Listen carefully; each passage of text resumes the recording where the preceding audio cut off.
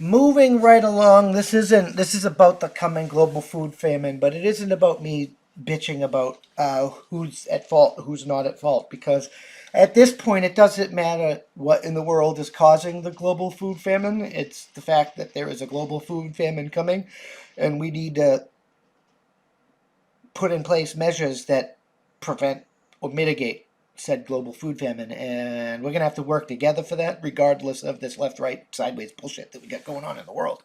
But to highlight that fact that it's becoming a famine is like nobody's denying this anymore. The left is, which we're about to get into, is complaining that it's like the Russian invasion and stuff that's causing it. The right is complaining like it's the left causing it. Some even crazy, which we're going to get into the craziest ones, blaming Hunter Biden's laptop for it, which is asinine. But the fact is, they're not using shortages and crisis anymore. They're using the word fucking famine. But let's get into this article here.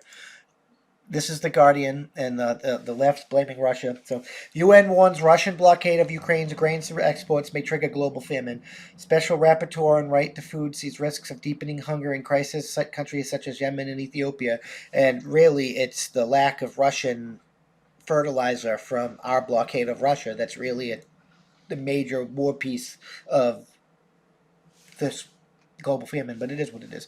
The United Nations has warned that Russia's invasion of Ukraine could trigger global famine as Moscow's Black Sea blockade delays crucial grain exports and stalked fears of deepening hunger crises in countries such as Yemen and Ethiopia. The UN Special Rapporteur on the Right to Food, Michael Fakhri, warned on Friday of a global famine as a result of Russia's invasion.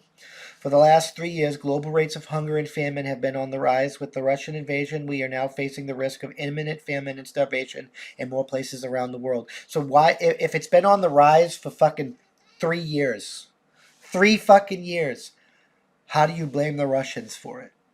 This seems like it was a long time coming, and your leftist globalist policies have been the ones in fault because they're the ones that make us live like a Hunger Games. There's no reason why anybody should fucking be dependent on Ukraine for food. Winning? No. You could grow food, all kinds of food, anywhere on Earth now with our technology. Period. There's no fucking need for Hunger Games level crap.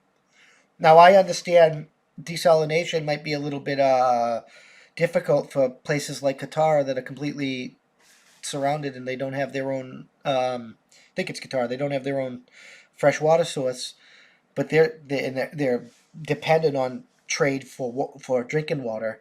But they're pursuing that because they understand that you have to provide your own needs, things that you need, not things that you want. Things that you need to be manufactured. Best case scenario, your own country. I mean, best case scenario, within 200 miles of where you live. Second best case scenario, at least within your country. The UN Special Rapporteur on the Right to Food. But even though, if the way we live here in America, even if we're providing food in California, that's Hunger Games level stuff too, because you should get your shit, again, like 200 miles from where you live. That's the most sustainable way. He warned of long-term disruptions because of ongoing fighting during planting seasons in Ukraine and Russia. Also on rising hunger in Russia as a result of any general sanctions that could affect the wider population rather than targeted individuals and businesses.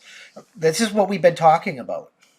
Even the UN's telling this, like, the Russian people are not its government. They were already protesting this garbage, and then you went and attacked them.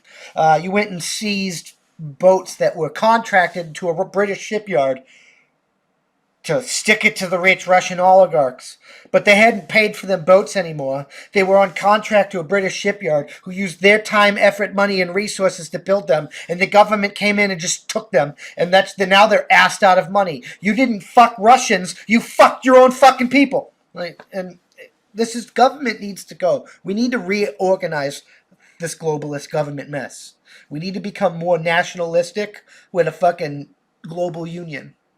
Global, like, I don't care about global trade.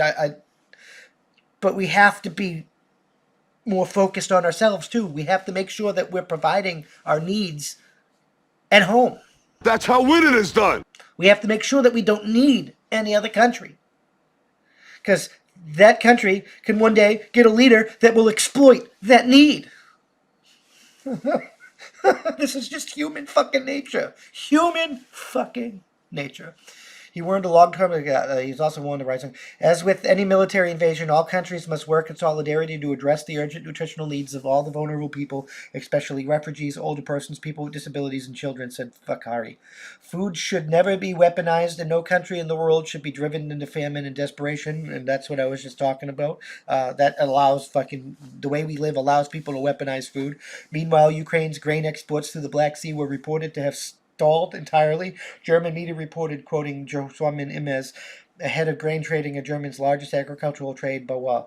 At least 100 ships are reportedly stranded in the Black Sea and the Sea of Azov, promoting calls for Russia to open a blue corridor to allow their exit. The London-based International Grains Council said that the suspension of port activities was limited Ukraine's exports, and the attempt to other solutions were unlikely to satisfy unmet demands. I mean, I don't agree with Russia's invasion, but Russia invaded Ukraine. Why would they open their blockade? That makes no fucking sense to me strategically for whatever reason that they invaded.